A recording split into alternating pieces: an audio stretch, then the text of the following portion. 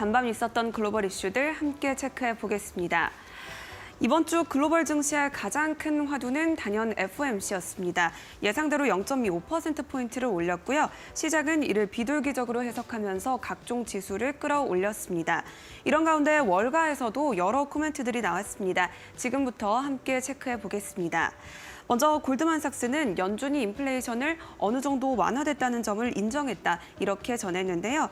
다만 정책 결정문은 12월에서 큰 변화가 없었고 앞으로도 0.25%포인트씩 계속해서 오를 것이다, 이렇게 분석했습니다. 시티은행은 이번 결정을 중립적으로 해석을 했는데요. 연준이 상황이 조금 완화됐다는 것은 인정했다, 역시나 이런 코멘트를 제시했고요. 아직 인플레이션을 낮추는 데 초점을 맞추고 있고 또 여전히 긴축 대응을 할 것으로 판단한다, 이렇게 분석을 제시했습니다. 마지막으로 시장이 너무 낙관적이라는 평가도 있었는데요. 월가 족집게로 불리는 모건 스탠리의 마이크 윌슨 최고 투자 책임자는 시장 기대와는 다르게 연준은 금리를 인하하지 않을 것이다, 이렇게 전망을 하면서 현재 시장은 적정 주가보다 너무 높게 거래가 되고 있다, 이런 분석도 제시를 했습니다. 대체로 비슷한 의견이 나오고 있는 것 같은데요. 이 부분도 참고해 보시면 좋겠습니다. 이런 가운데 암호화폐 시장도 활기를 되찾았습니다. 어제 비트코인 가격이 24,000달러를 넘었는데요. 관련 뉴스를 체크해 보도록 하겠습니다. 캐시우드의 아크인베스트가 비트코인 폭등 시나리오를 제시했는데요. 2030년까지 비트코인 가격이 148만 달러를 돌파할 전망이라고 분석을 했습니다. 현재 가격보다 무려 6,300% 높은 수준인데요. 최악의 경우에도 25만 달러는 넘길 것으로 바라보고 있습니다.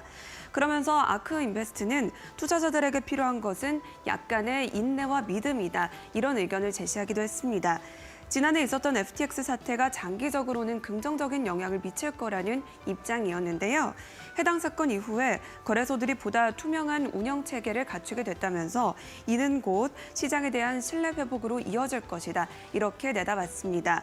이런 가운데 배런스는 FOMC 이후 비트코인 가격은 24,000달러 선에 근접해오고 있지만 이 금요일인 내일 고용보고서가 발표되고 나면 뚝 떨어질 것이다, 이런 반대 의견을 제시하기도 했습니다.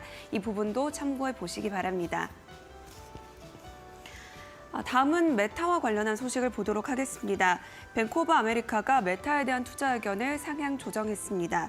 매수 의견을 제시하면서 목표 주가도 220달러로 무려 60달러를 한꺼번에 올렸는데요. 현재보다 상승 여력을 43% 이상 바라본 수준입니다. 최근 메타가 효율성을 올리고 있다는 점을 긍정적으로 평가한 것으로 풀이되고 있는데요. 그러면서 AI와 또 머신러닝에 대한 투자도 언급을 했습니다. 메타가 AI 그리고 머신러닝에 투자를 하면서 지난 분기 20% 이상의 광고주들이 틱톡에서 메타로 릴스를 택했다는 분석을 제시했고요. 또 SNS와 모바일 인터넷 사용을 늘리기 위한 투자도 추진을 하고 있다면서 장기적으로 볼 때 잠재적인 기회가 매우 크다, 이렇게 평가했습니다. 지난 한 해 메타의 주가는 64% 넘게 빠졌는데요. 올해는 새해 초부터 27% 상승하면서 지난해 부진했던 주가 흐름을 만회하고 있는 모습입니다. 특히 어제 발표된 4분기 실적이 더욱 힘을 실어주는 듯한 모습인데요. 이렇게 투자 의견까지 상향이 됐다는 점 체크를 해보시면 좋겠습니다. 마지막 소식도 함께 보겠습니다. 월가 투자은행 두 곳이 페덱스에 대한 투자 의견을 상향 조정했습니다.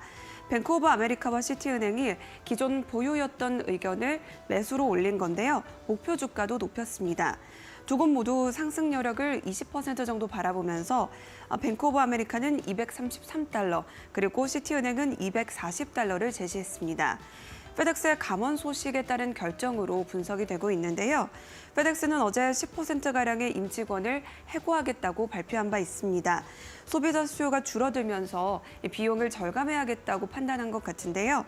팬데믹 기간 동안 온라인 수요가 오르면서 택배 수요도 함께 올랐지만 인플레이션이 심화하면서 페덱스의 주가는 지난 1년간 20% 넘게 빠졌습니다. 이 같은 결정에 두 은행은 2022년에는 실패를 했지만 올해는 비용 컨트롤이 가능해질 것이다, 이렇게 분석을 했습니다. 페덱스의 전망을 긍정적으로 평가하면서 이 간밤 페덱스의 주가는 장중 한때 6% 넘게 오름세를 보였습니다. 비용 절감을 토대로 회복 국면을 맞이할 수 있을 것인지 앞으로 지켜보시면 좋겠습니다. 지금까지 글로벌 뷰의 박유진이었습니다.